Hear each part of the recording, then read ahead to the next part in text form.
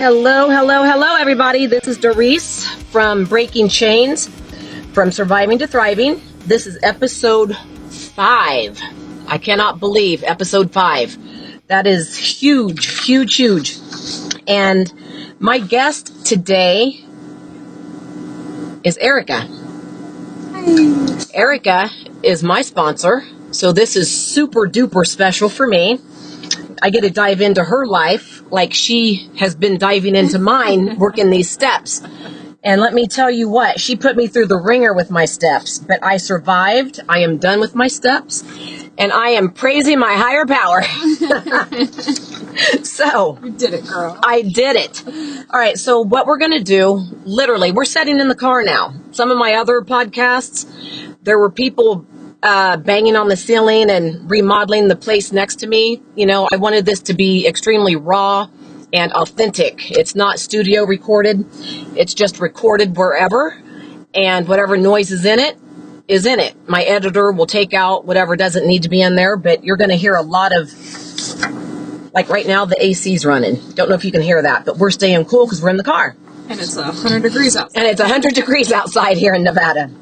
All right, so let's get started here. Hello, Erica. Hi. My beautiful, beautiful sponsor. Thank you for asking me to do this. I appreciate you doing it. I know it's been a while in the making. We've tried to get together to do it, Yes. and all we kept doing are my steps. But you did them, so now we're here. But I'm done with the steps, so I get to talk to you. You graduated.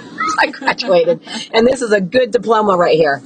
All right, so this is the first question I ask everybody. I love this question. I don't know why. It's just my first one. Everybody gets asked. All the other ones will be kind of random. Okay. So, question 1. Tell me what your mornings look like today. Oh, okay. I actually love this question too because mornings are one of my favorite parts of my sobriety. I remember when I was in active addiction, active alcoholism, my mornings were, oh God, they were awful. I woke up sick. I'd be looking for my phone. I would be in horror of the text messages and calls, trying to repiece the night. Text messages and calls that you received or that your drunk self sent? Okay. Those are the scary ones. Okay. Right? I just wanted some clarification. What was I doing? They were just very chaotic and again, just so physically sick. My mornings now, it is my favorite part of my day. They are so peaceful. I wake up, I do my breath work. I take care of my dogs. I do fresh juice every morning in my juicer.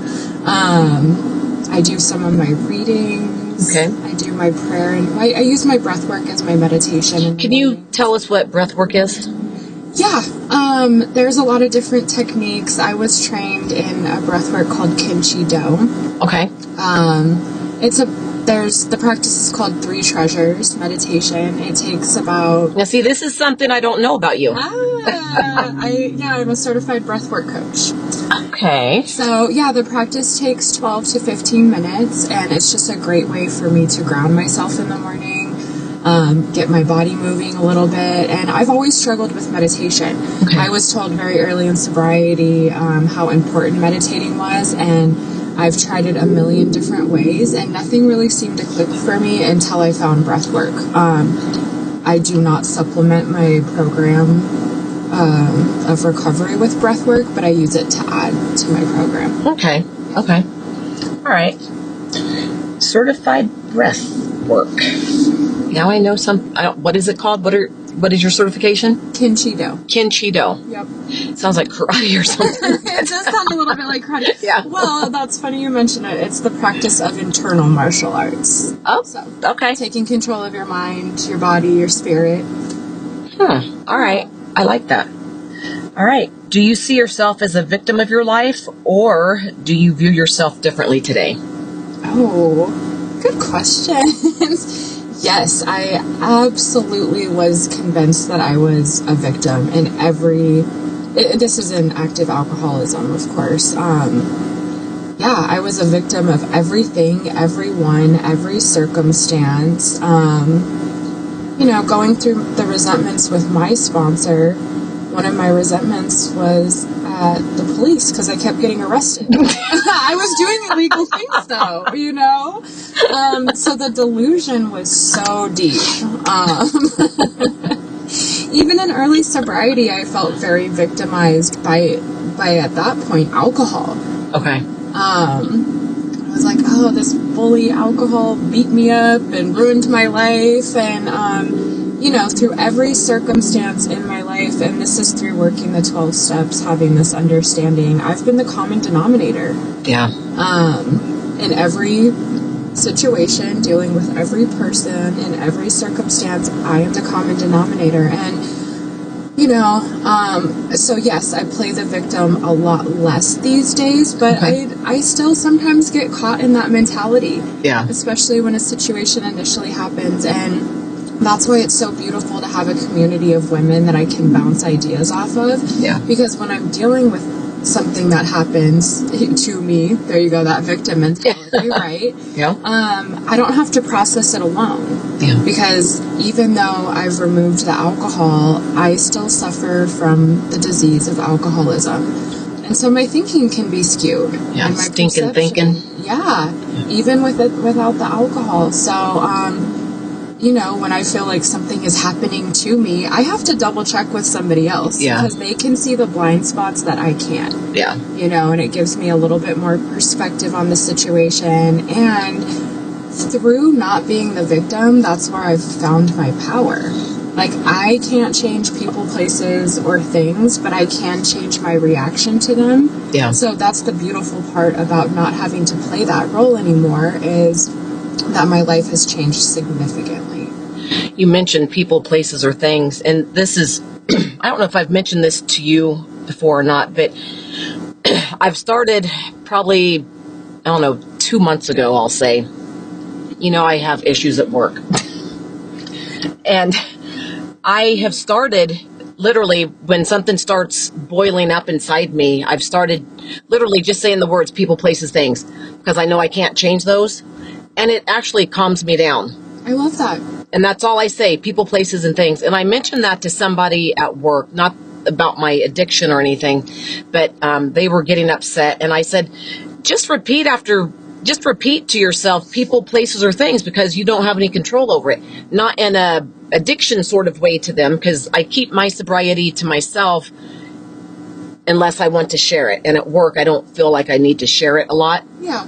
But that helps me. Just a couple months ago, I started doing that. People, places, things. That's all I'll say. I mean, of course, I'll pray also, but that helps. I love that. Yeah. Yeah, again, just those like spot checks throughout the day when we deal with things that we find difficult. Yeah. Yeah, one of mine is when I'm dealing with something is like, okay, what is this trying to teach me? Yeah. Instead of like, why is this happening to me? Because that's my initial reaction. Yeah.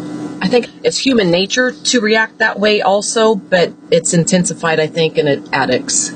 I don't know how normal people think. So Well, that's true. Well, I was normal until my therapist told me I wasn't. I mean, in your head, girl. Exactly. All right. What was your life like at the height of your addiction? What did a normal day look like?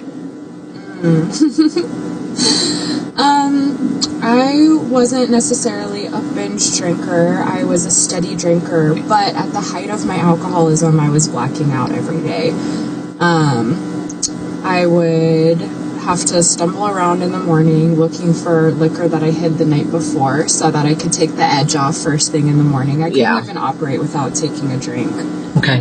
If I had drank everything from the night before, which was commonplace, I would know my hiding spots and never have enough, right? Then I would have to take a cold shower so that I would be able to drive and go get alcohol first thing in the morning. And I probably still had too much liquor in my system to be operating a vehicle in the morning, but I couldn't start my day without it. Yeah. I don't think the last year or so, I don't remember eating any food. Wow. It was just liquor, liquor all the time. And each activity that I did required, it was very ritualistic for me almost. Like, on my way into work, I would buy the 4-pack of Shutter Home wines and drink that on my way into work. At work, I'd be sipping on Crown and Coke. In the mornings, I would be drinking, these were so gross, Lime-A-Ritas. And, they were so gross. But again, it was like I had to do these things. And I had to mix them a certain way, and I had to drink them for certain activities. On my way to get my nails done, I would stop at Sonic and get one of those cherry limeades and put some shooters in it. I mean, every activity required alcohol and a different kind of alcohol. It was all consuming. I mean, planning these things and doing these things took up all of my time, all of my energy, and I was very, obviously, with that amount of consumption, very, very physically sick towards the end of it. Yeah, I'm sure. After it was all said and done, they did a kidney removal on one side. Okay. So, yeah, my body had enough. Wow. And I was just so isolated and have any friends. Well, that's what we do. Yeah. And I honestly, and again, this is the delusion of it, I didn't think that I was hurting anybody else. I've been with the same man since I was 18. It's been 21 years now, and he stuck through all of this with me. And I just remember him asking me constantly, he's like, do you not want to be with me? Do you not like being here? And I was like, no. What are you talking about? Yeah. But I was so checked out all the time. I mean, that's literally, I was like in my room drinking by myself, attempting to hide it a little bit. Yeah. And of course, he knew what was going on. Right. I had completely cut myself off from my family, and I grew up really close with my family. I only spoke to them, I don't know, on the phone once a month, maybe. I wasn't going home any longer. Yeah, it's very, very isolating. Yeah, very isolating. What do you think you were running from, if anything? Myself. Okay. Oh my God, myself. All right. 1,000%. Tell me honestly, like you haven't been honest, what was your favorite thing about using or drinking? I will never forget my very first drink. It felt like peace. It felt like peace. It felt like comfort. I remember taking that first shot, and on a typical day, I have, I call them my tabs, computer tabs. I have 150 open at once in my head. Okay. And I'm trying to filter through all these thoughts and control all these scenarios. And I remember the first time I drank, all of those closed, and my mind was quiet for the very first time in my entire life. I felt comfortable in my own skin. I felt present. I thought I had found my solution. I was like, oh, this is how people operate in the world. This is how they handle situations. And I'd found mine. I was like, all I have to do is drink, and I will be comfortable, and I will feel safe. Okay, fair enough. Who do you think your addiction, and you kind of touched on this, you hurt your man, you hurt yourself, you hurt your family. Who do you think your addiction hurt the most out of everyone that you mentioned? And maybe someone you didn't mention.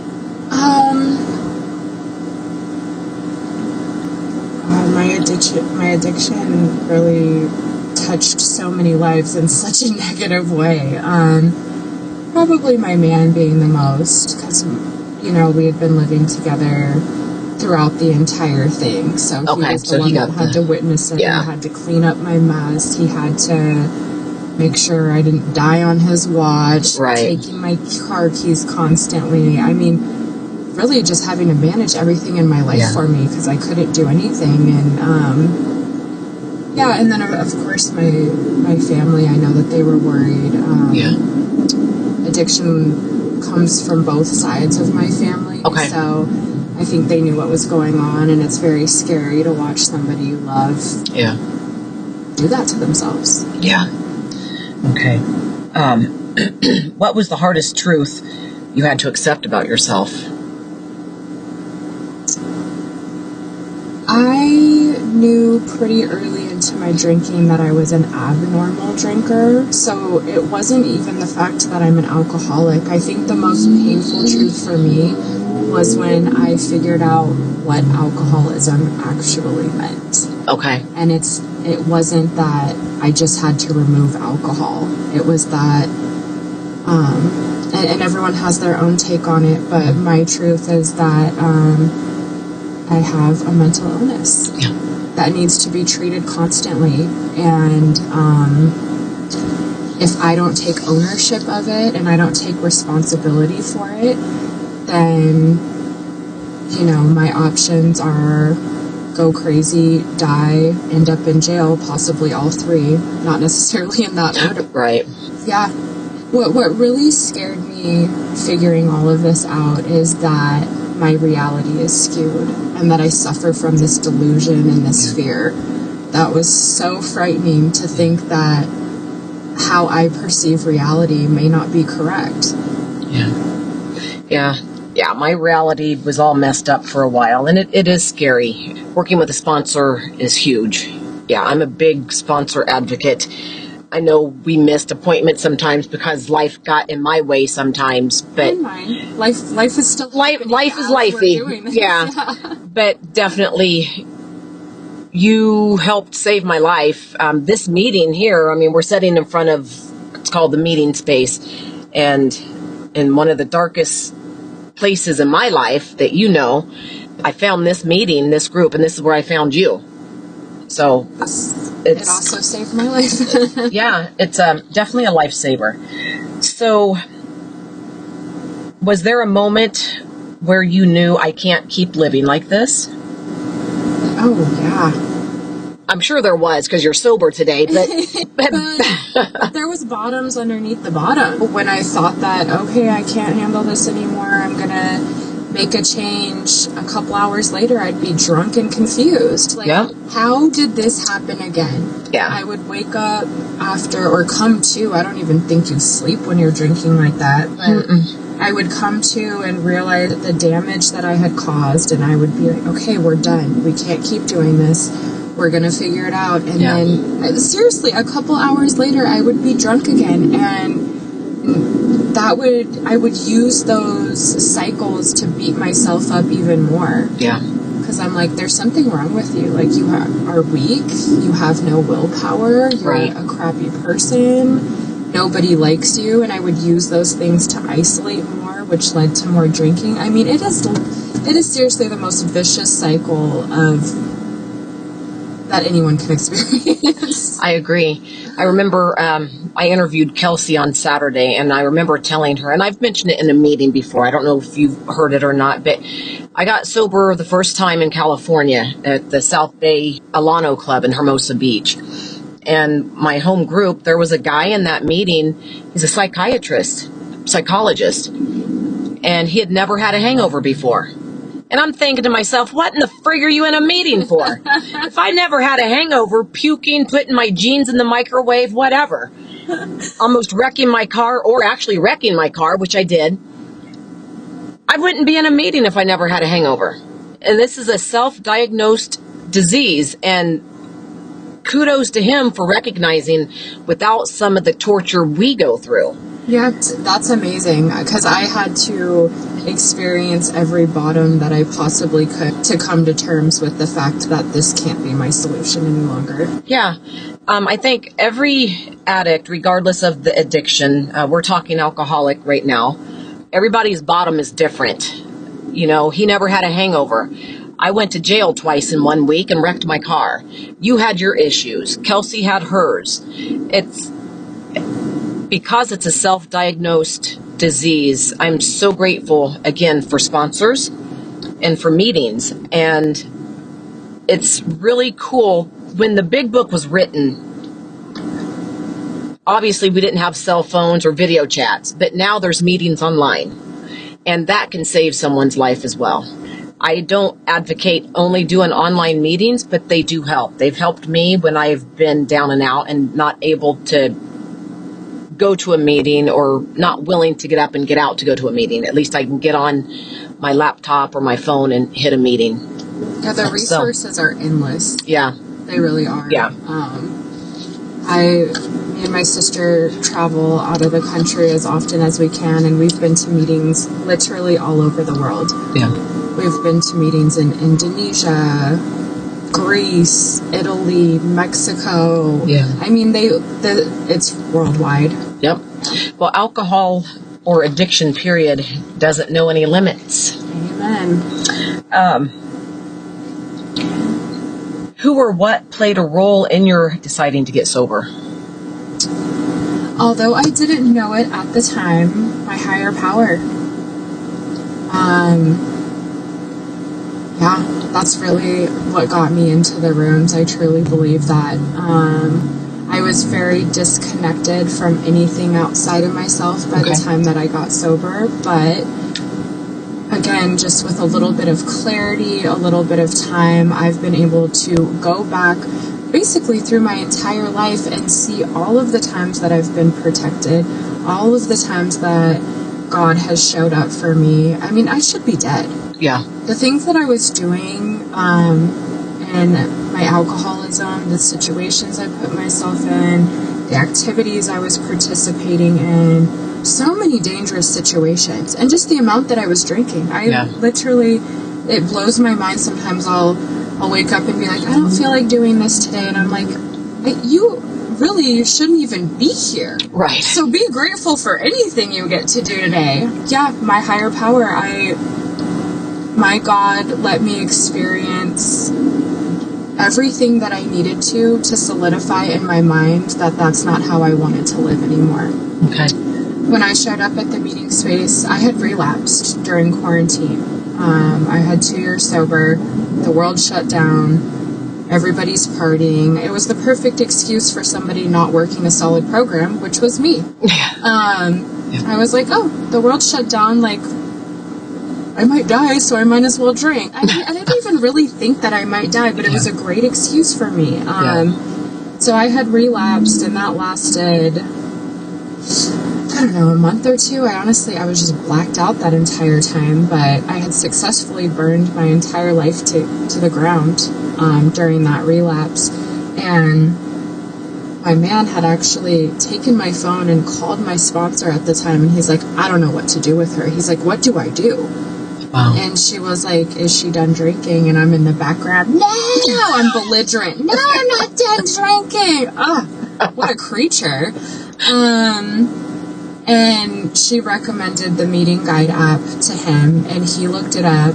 We lived not too far from here. He found a meeting at this spot, and he was just like, I don't know what you want to do, but I think you need a meeting. And he drove me up here. I was still slightly intoxicated at this point, and he dropped me off. He said, try this again. It seemed to work before. And again, with this being quarantine, the schedule was a little messed up. There wasn't a meeting at the time that he had dropped me off. Okay. And I had two choices. I said, well, there's no meeting, so not meant to be. I'm not meant to be here, right? Easy way out. I could walk across the street to the gas station and get something to drink. And I said, oh, well, maybe, again, this is all guided by my higher power. At this point, I didn't have a decision-making capacity at all. Right. Okay, I'll walk into the recovery store there and see what they have. And I think I was buying a book, and I get up to the counter, and there was this rock that was like a little stone that was face down on the counter. And the woman asked me, she was like, is this yours too? And I was like, no, just the book. And she flipped it over, and it was this symbol that my mom has, showed me multiple times in my life, and she's bought me other rocks with it on it. Anyways, it was just like, I stood at that counter and I just started bawling, and I was like, okay, God, I see you, I hear you, that's my sign. And I sat in there and waited until the next meeting happened, and that's it. It's ever since then. Yeah, I did forget to mention, you guys, my sponsor is 6 years old. Happy belated 6. Yes. Yeah, she was out of town on her 6th birthday, but I did send her a text, so yes, it's exciting being older than your sponsor. I mean, yeah, I'm not older than her, but in any capacity. No, I am. by God, I am older. My belly button. belly button, yes. But only by a year or two. Yeah, exactly. All right. So moving right along. What did the first 30 to 90 days of sobriety look like? Which time? The time that you got 6 years. This final this time. Last time. Yeah.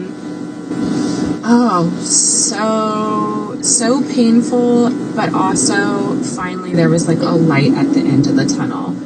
I had finally surrendered at that point. And I did my 90 and 90. Which is, what's 90 and 90? 90 meetings in 90 days. Okay. So just going to one every single day.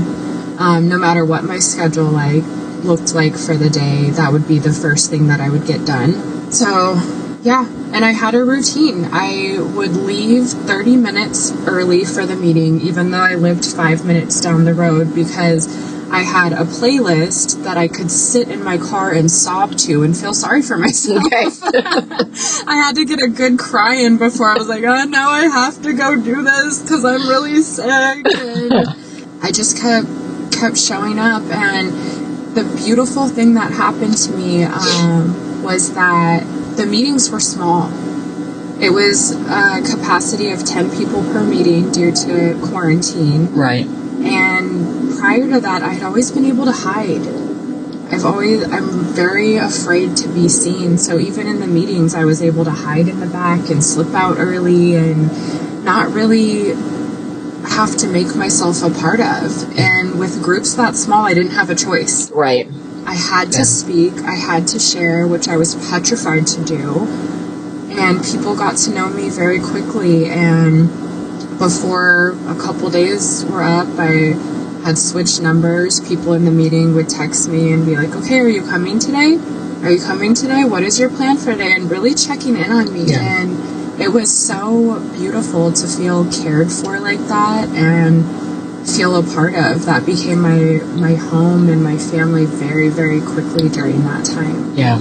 It was a very tight-knit group, and that saved me. And one of the old-timers in the meeting, when I got my 30 days, he handed me a key to the cubby, and he's like, okay, you're chairing meetings now. And next panic, I don't know what I'm doing. He's like, you've been to more than 30 meetings at this point. He's like, you know how to do a meeting? And having that responsibility, I can't tell you how many times that saved me in my early sobriety. Yeah. If I was having a rough night and those thoughts were creeping in, like maybe I can drink, it would be like, well, not tonight, because in the morning you have to be there to set up for the meeting. Yeah. Other people are depending on you, and it gave me a sense of purpose. Explain what you sort of did, but elaborate a little bit more on the importance of commitments at a meeting. Purpose. Okay. Purpose. When I was out drinking, I had no purpose. I wasn't a part of anything. I had no responsibility. And it checked all those boxes for me. Having a responsibility to other people. Yeah. To show up, they were depending on me to start the meeting. If I didn't get there, they wouldn't have the things that they needed to do the meeting. Right. It made me feel important. It made me feel loved. Yeah. But yeah, just purpose. Okay, that's good. How has your life changed since getting sober? I have a life now. You have touched on it a little bit, but tell us more. Tell us more. Oh, God, in so many ways. I keep all the pictures from when I was drinking on my phone, and they'll pop up randomly. I've seen some of them on Instagram. And I don't even recognize that person. I really don't. It feels like it was a completely different life. Yeah. Well, it was. Yeah. I used to be so embarrassed by that, and there was a lot of shame surrounding it. And now when those pictures pop up, I can just look at that version of myself and send her so much love and just tell her, like, I'm sorry I put you through those things. Yeah. But we make it. We make it. Our life is so beautiful today. And that doesn't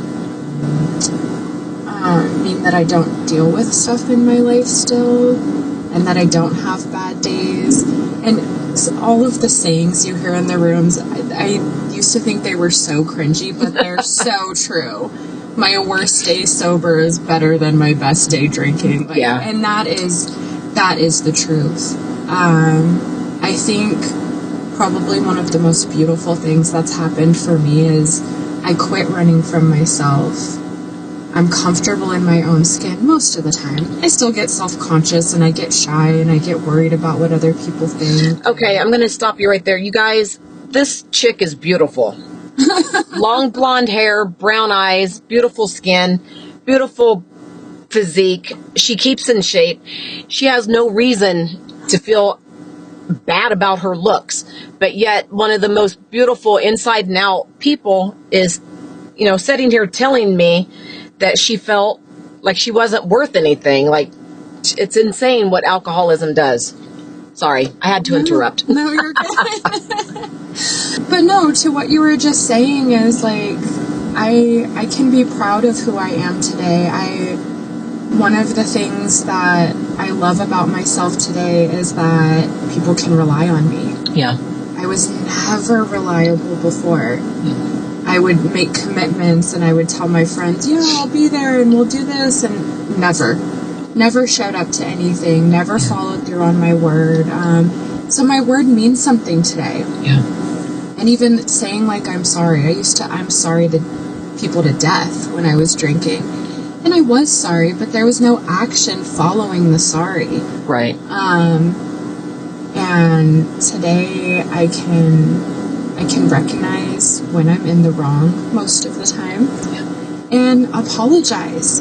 I was running from all of those things for so long. I knew I would do something wrong and not be able to look that person in the eyes and admit that.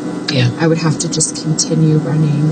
And again, we touched on the morning stuff, but that is one of my favorite parts of sobriety is I wake up and I feel good. Yeah. I'm not sick every day, and I can go out in the world and do the things that make me happy and have all these experiences and adventures, and I'm not alone anymore.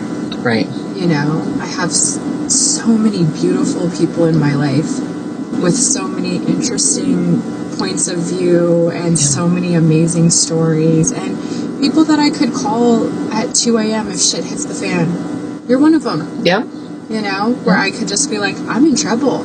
And people who will actually show up. Yeah. When I was drinking, nobody shows up. Not unless we're bringing a bottle of Jim Beam. You're actually not invited unless you have a bottle. Well, that makes me feel good because you're my sponsor. I'm supposed to call you or text you when I've got issues going on, but it makes me feel good that you trust me enough.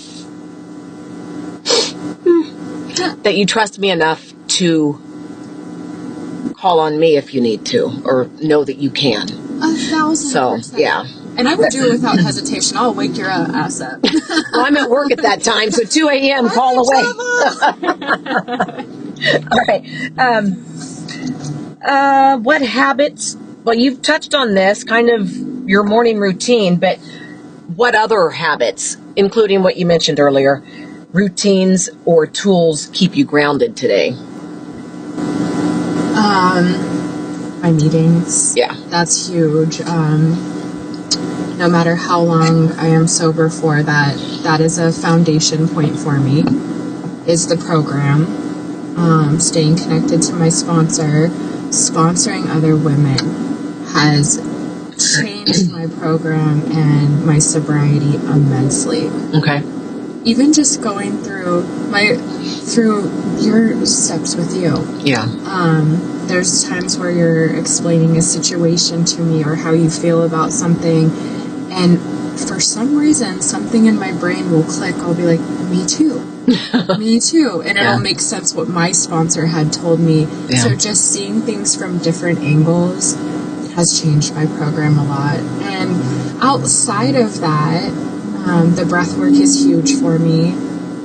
And what else keeps me tethered? At the gym.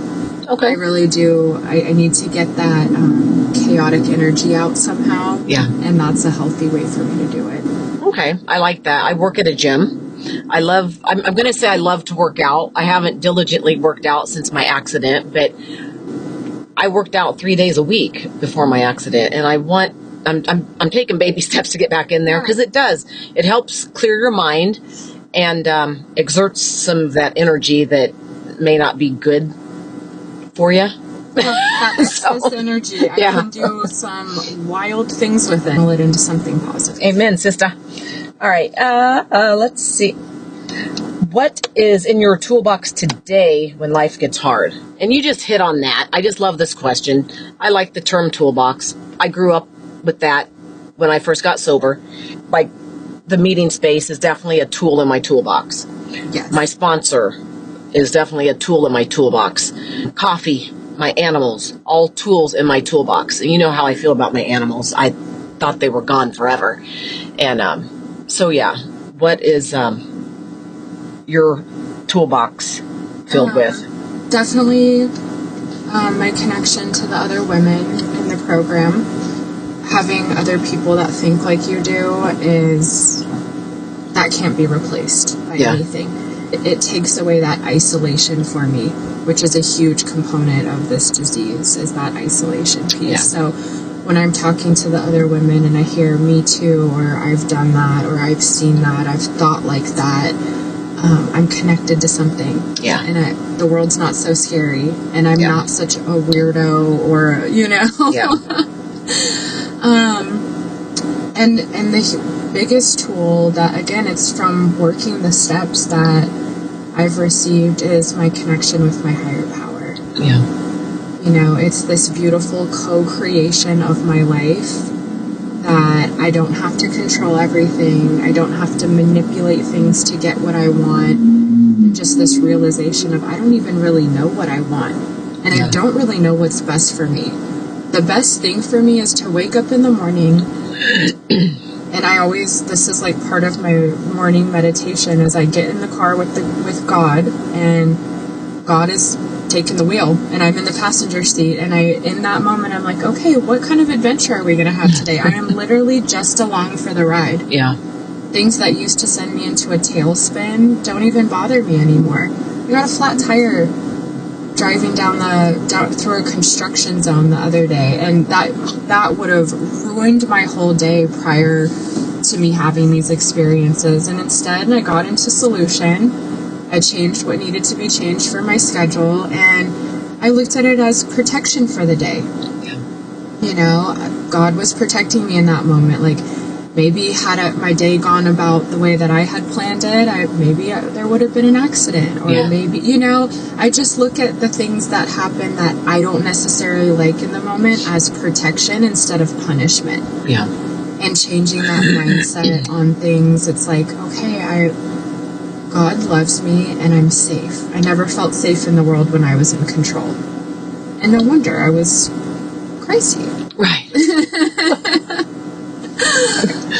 What's something people completely misunderstand about addiction and recovery? Wow. I don't know why they just don't quit drinking. These are good questions. Yeah. I think people confuse that it's a willpower situation. Yes. I heard that so many times during my drinking. Why don't you just cut back? Or why don't you wait until you're out doing so? The why don't yous, right? And I was like, well, because if I could have figured that out by now, that's what I'd be doing. I had no choice in this situation. I had no control whatsoever. Yeah. The other misconception that's always driven me crazy, especially I think with alcohol, is when people say that the drunk you is the real you. Okay. Like I've heard that. You're doing and saying the things that you wanted to sober, and now you have the courage to do those things. Yeah. Look, never once in my sober mind did I want to squat on the kitchen floor and take a piss. You know what I mean? Like, never did something I did drunk. Yeah. But that wasn't something that I wanted to do sober, and then I got the courage to do it. I've heard this before, and it really resonated with me, that they call alcohol spirits. Okay. in a lot of bars. Like, do you want this? Yeah. And it was like I was possessed by something. I was not driving this body. I was not driving this mind. I was not driving this soul. I don't know where I was, but I really do. It's like being possessed. That's the best way I can describe it. That's good. That's good. Misconception. And the other one that can be very, very dangerous for people who are trying to get sober and people who don't have addiction problems is the normies, quote unquote, as we call them, thinking that at some point in time it's safe for an alcoholic to have a drink. Yeah. I've heard that a few times, from friends here and there. Well, you could drink on vacation, right? Or it's been a long time. You'd be fine. Right. I love, especially in early sobriety, I was like, yeah, you're right. It probably has been long enough.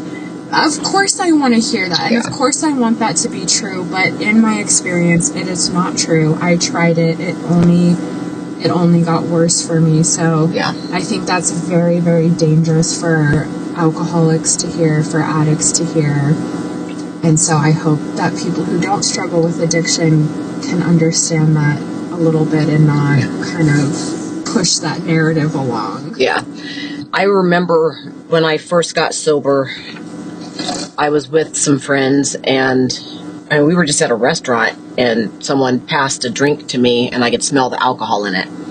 And I didn't take the drink because I could smell it, but I asked my sponsor at the time if that would have been a relapse. And she said absolutely not, because you didn't know it was in there. Yeah. So that made my mind go to ease. It put my mind at ease had I have taken the drink, but because I smelled it, I didn't drink it. I knew that there was something in it, and it was one of my favorite drinks, only I would have done it in a shot, not in Coke. But anyway. Who mixes alcohol? Just shoot it. Exactly. And then I know that I've watched a couple shows where and I tried this too, measuring the alcohol. Yeah, a couple measures, and then I'm sucking on the entire bottle. Yeah. It just doesn't make sense.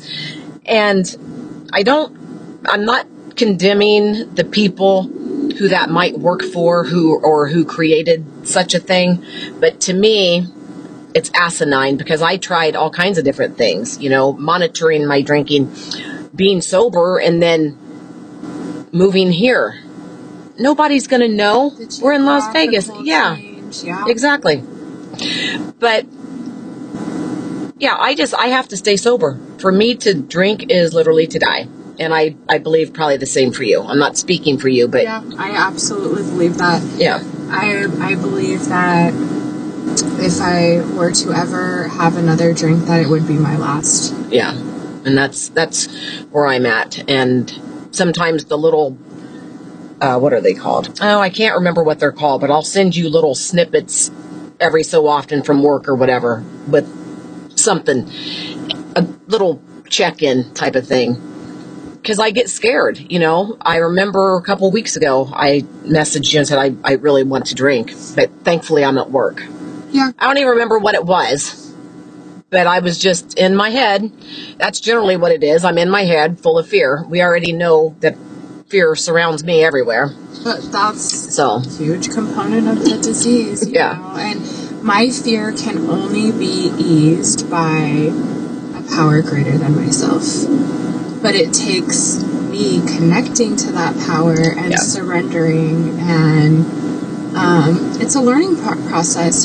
Part of doing this whole deal, you're rewiring an entire lifetime of thinking and habits and comforts. Yeah. Just rewiring everything. It doesn't happen overnight. And this is when I was in California, one of my home groups. There was a 17-year-old in the meeting. Alcohol it doesn't care. No. 17 years old and in AA meetings because they had an alcohol problem. They knew at 17 that they were addicted to alcohol. And that is commendable, because maybe the whole life that they have left is going to be lived great instead of hungover or in prison or dead. And that is, oh man. I know, I always think, I'm like, God, I wish I had gotten sober earlier.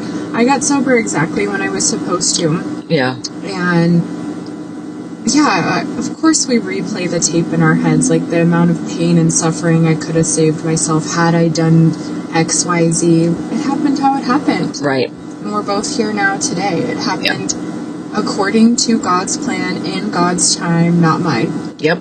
Yep. All right. Only a few more questions to go. I'll try not to keep you too long. You're good. We're not going to go over all of these, but quite a few. Ooh, where am I at? Oh, how did your addiction affect your ability to trust or be trusted in relationships? And go as deep as you want. It doesn't matter. There's no right or wrong ways to answer these. I had lost everybody else's trust because I had kind of touched on that. My word didn't mean anything. Probably for me, the worst part about it, besides the isolation of everyone not trusting me any longer, was no longer trusting myself. I didn't realize how scared I felt in my own body. That was like my default mode. That was baseline. But not being able to trust yourself to handle very simple situations or to move around in the world, it's crazy. Yeah. Towards the end of my drinking, I couldn't trust myself to leave the house, to do anything. Yeah. I couldn't drive anywhere because I couldn't trust myself that no matter where I was going, I wouldn't get drunk there. I couldn't trust myself at all for anything. Okay. All right, so I'm not trying to have you put words in your man's mouth. So if you can answer this, answer it. If not, then we'll move on. What has your partner had to learn about your recovery journey? That it has to be the most important thing in my life. Okay. Have there been moments where your recovery was tested inside of your relationship? No, I've had a massive amount of support from him. Good. At every step. Towards the end of my drinking, it was so chaotic and so painful for him too. I can only imagine. I don't remember much. I was blacked out the whole time. Right. Towards the end, but no, I've always experienced a massive amount of support from him. It's been a learning process for both of us. Yeah. And is he a normie? I think you mentioned that earlier, if I'm not mistaken. It's so weird. We'll go out to eat and he'll get a drink and drink half of it, and it drives me crazy. You're wasting that. No, that's how I feel every time. I'm like, oh my God, please. It drives me crazy. I'm like, I know I can't drink the drink, but can you please do it? And he'll just sip on it. It is the strangest thing. For me, it was normal to drink. My drinking was normal. People who drank like that were not normal. No, it's so weird. Yeah. The ice will melt and he'll order another one and not even finish it. I'm like, oh, it's watered down and you still... It's so weird. All right. Do you think alcohol should be banned? Why or why not? No, I don't think that. I do not agree with that. Everyone has their own journey with it. Right. Just because I can't safely consume alcohol doesn't mean that it doesn't have a place in other people's lives. I think it's poisonous, but that's based on... For some people it is. Yeah, that's based on my own experience with it. Yeah. I don't think it does any good to demonize the alcohol. And I don't think that it would help people to stay sober or get sober. I know when I was on a mission to get it, I would find it. Yeah. It doesn't matter where it was, how I had to get it, I would get it. Tunnel vision, 100%. And I think banning it kind of makes it elusive and more exciting. At least for an alcoholic, maybe that's just how my brain works. But if you make something so bad that it can't be accessible to people, then I do think it makes it more alluring. Like a little Easter egg hunt, Yeah. kind of. Yeah. We tried that. I mean, they tried that before Prohibition, and all it did was push it underground and make it more That's true. dangerous for people to get. More That's true. violence. Yep. Yeah. And again, making alcohol not accessible to me doesn't change the fact that I suffer from the disease of alcoholism. Even with the alcohol removed, it would have manifested in another way for me. That's good. Yeah, I like that.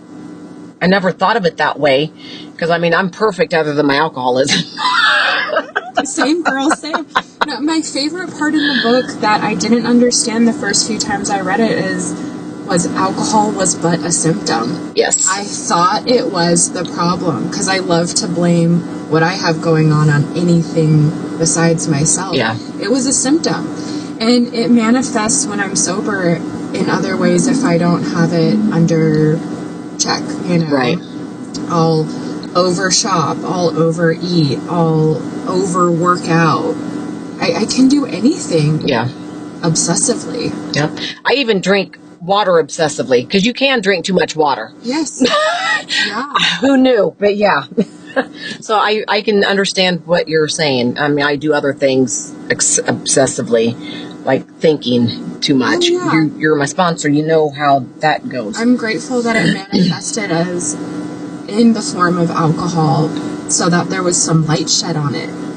Oh. If I wasn't going to die from it, I wouldn't have changed anything about myself. Kind of like the guy I went to meetings with. He never had a hangover. Why is he in a meeting? So I get that. Yeah, and I would have still operated on that thinking that the disease caused, but not changed everything, because it wouldn't have been necessary. And you wouldn't have had the steps. I wouldn't have Which I even maybe think known that I had a problem. Yeah. Had it not been for the alcohol. Okay. So I can experience this weird sense of gratitude for it almost, that, like, thank God it showed up as that. Okay. All right. What are your thoughts on the legalization of marijuana, especially now that it's much more potent? And I know it's been legal for a while, but there are still some states that it's not legal in. And there's a reason that it's not, I guess. But they have made it way more potent. So I don't know if you ever got high or not, but I kind of suspect a possibility. Yes, I have before. I don't have a lot of thoughts on it. Anytime I experienced weed, it made me so paranoid. I hated it. Yeah, same here. So I never pursued it any further, because I was like, ooh, I don't like this, and why would I want to do something that doesn't make me feel good when I could drink? Yeah. Like I said, I don't have much of an opinion on weed. Okay. It wasn't too much a part of my story. I think it's less dangerous than alcohol, but I don't know that because I just don't know much about it. I know that now, I mean, I'm not a marijuana connoisseur by any stretch. I got high a handful of times. My drug of choice is definitely alcohol. But I know now the way they're making it, it does cause mental paranoia, other things. I mean, especially in people with mental illness, it can affect them completely off the rails. And it's just, for me, having experienced someone with mental illness, it's just a dangerous thing to have out there. And just like alcohol, and this is my opinion, I do think there should be different ways around people being able to buy it. Not necessarily banning it, but not making it as easy to get. But there again, each person's journey is different. Yeah. For me, it's just not safe for alcohol. For some people, I mean, I know people who get high. I don't get around them because I can't stand the smell. But my ex-husband was a smoker, and it just did really bad things to him. But there were underlying issues with that whole situation that I will not go into because I don't want to tell any of his story. Yeah. So, all right, we are almost done. Only Who are you today that you never thought you could become? Alive.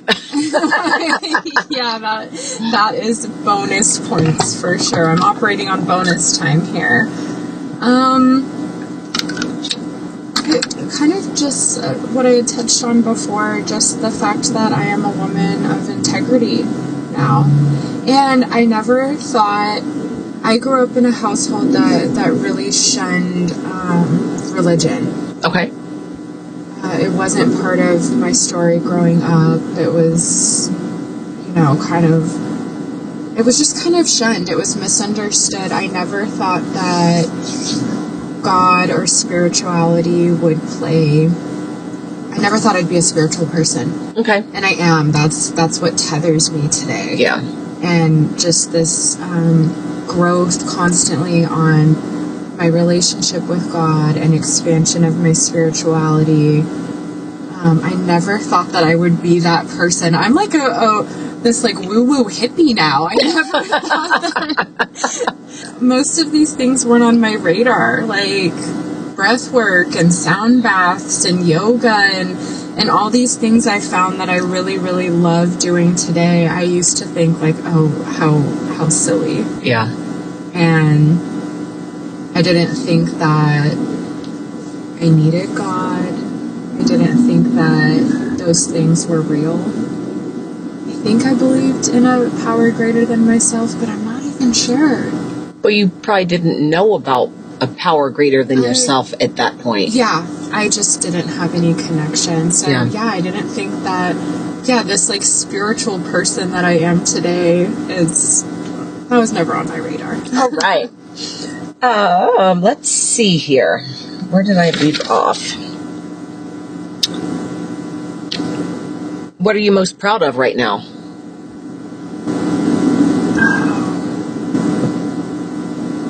Ooh. What am I most proud of?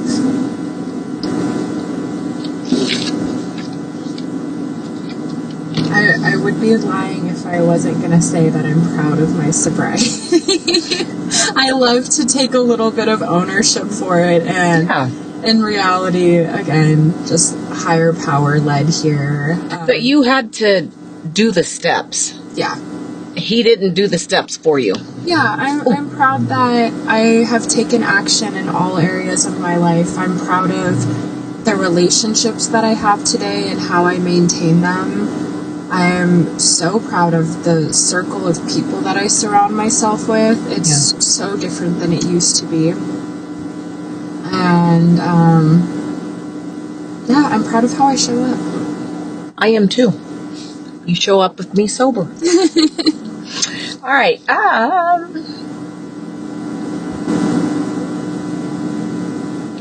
What does freedom mean to you today?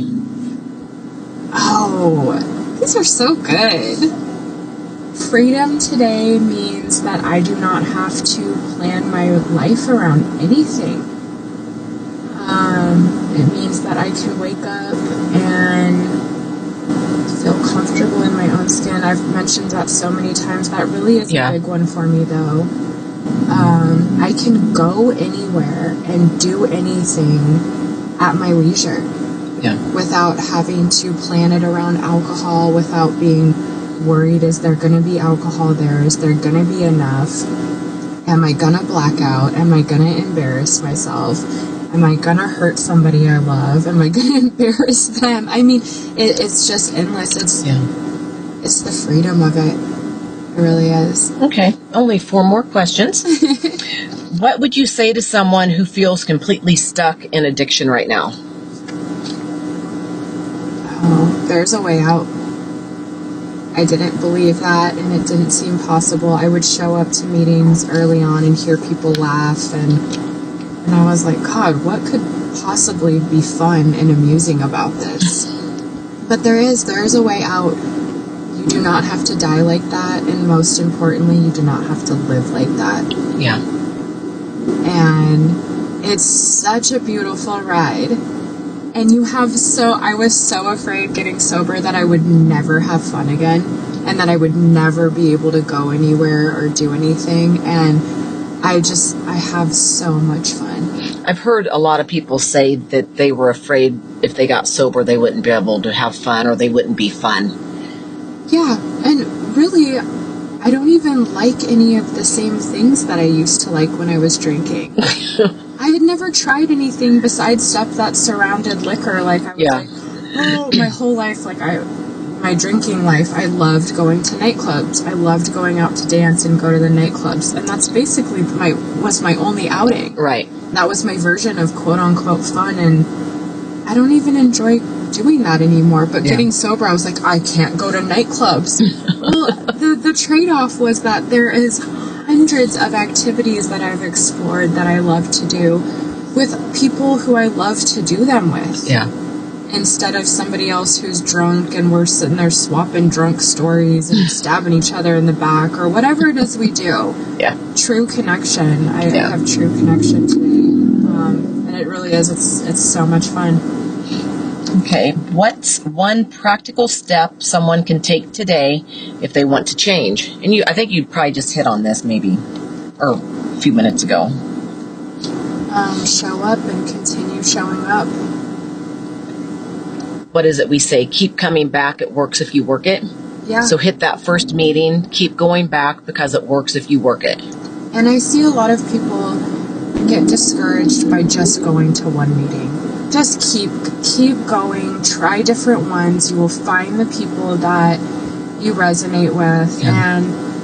And you know, I don't think that working a program is the only way to get sober. It worked for me. Right. It worked for my sister, my mom, my aunt, my uncle, 4 of my cousins. I've seen it in action, so I'm a huge fan. But do I think it's the only way? No. I can only speak from my experience, and that's what I did. I kept showing up and do the things that make you uncomfortable. I've had the biggest relief from the disease by doing the things I was most scared to do. Okay. Working my step 4. I was petrified. And then when I did it, it was like this weight had lifted off my shoulders. I quit running from myself. You know, find somebody in the rooms that you can talk to. Find multiple people in the rooms you can talk to. If they say something that sounds like you or that you resonate with, talk to them. Everybody's very welcoming. Yeah. And yeah, just working with a sponsor. Half the time when she suggests to do something, I'm not going to lie, my first reaction will be like, in my head, that is stupid. I don't want to do that. But what else do I have to do? What are my alternatives, really? And then 9 times out of 10, what happens is I do the thing that's suggested.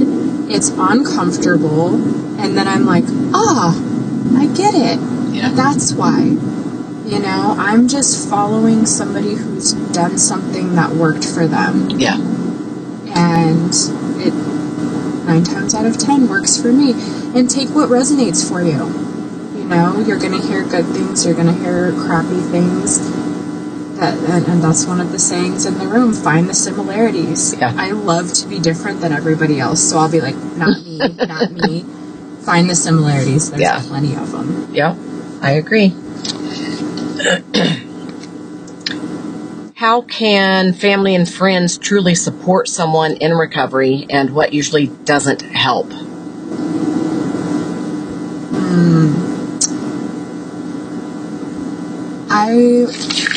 My story was that I already had a family in recovery at the point in time that I got sober.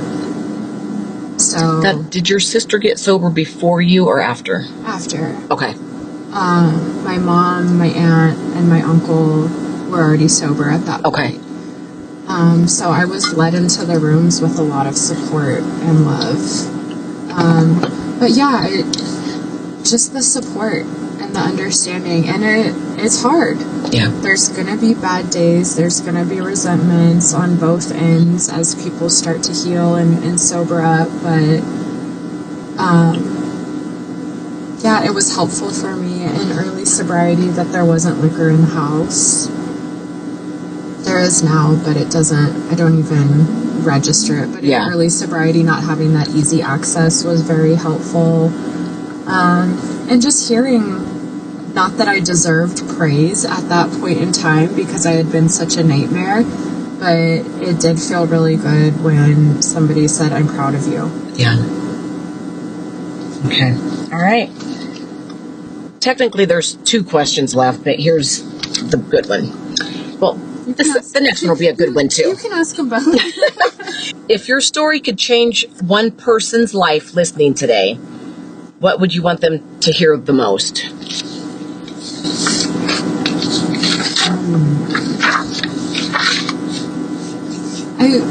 I think kind of what I had already said is you do not have to live like that. You don't have to die like that, and you don't have to live like that. And despite the ups and downs of sobriety and the painful experience of opening old wounds and cleaning them out, it's gold. It really is gold on the other side. I love this program. It saved my life and most of my immediate family's life. Yeah. And it's worth a shot. I mean, what are your alternatives to just continue on the way that you are and be miserable? Another saying, if you want your misery can be refunded at the door, give it a shot. Yep. Give it a shot and have faith in yourself to do the hard stuff. Okay. All right, last question. I don't know if you consider yourself an influencer or not, but I kind of do. If you want to share your Instagram handle, go right ahead. All right. Me and my sister do a sober Instagram page. She's really our content creator. It is Sin City _sober_sisters. All right. Sin City _sober sisters. Look it up. Follow them. Like and love stuff. All right. It is a wrap. If y'all need... Look, I'm sounding like I'm from the South. I'm only from the Midwest. Anyway, if you guys need an editor, if you're going to do a podcast, reach out to my guy. His email address is josh@thepodcasterswarehouse.com. And last but not least, be sure to check out Breaking Chains website at breaking-chains.net. And then you can find the podcast on Spotify and Apple Podcasts. If you have any questions or suggestions, email me at breaking_chains@icloud.com. Erica, this has been a pleasure. And I am so thankful that you're my sponsor. I'm not especially thankful that you took me through the steps the way you did, but I survived it. You did. I grumbled and complained and threatened to drink over it a few times, I think. But the way you took me through the steps really opened a lot of honesty. I've shared with you before that I hadn't been completely honest with my previous sponsor because I just didn't feel like I was able to. I was in fear of judgment. And I mean, frig, she's got a story too. That's why she's an Alcoholics Anonymous and, she's an addict. So, yeah, thank you. And I truly do love you.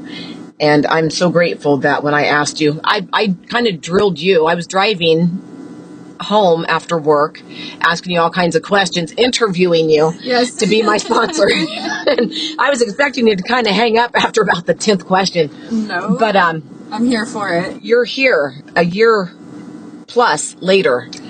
Got me through the steps, getting me through my 2nd year of sobriety, and I'm working on the 3rd year. And my God, why do I freaking cry all the time? It's because you're here and you're not numbed out. Your support has meant a lot. And I just want the listeners to know that you don't have to go through any of this alone. There is somebody out there. Just go to a meeting, get online, call a hotline, get on a Facebook group. Just do the thing and get yourself healthy. Yeah.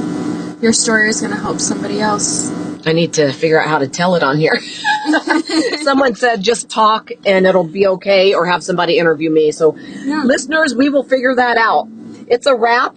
Thank you for listening to Breaking Chains from Surviving to Thriving.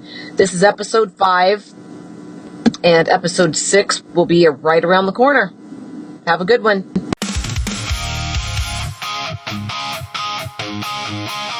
This has been a production of the Podcasters Warehouse.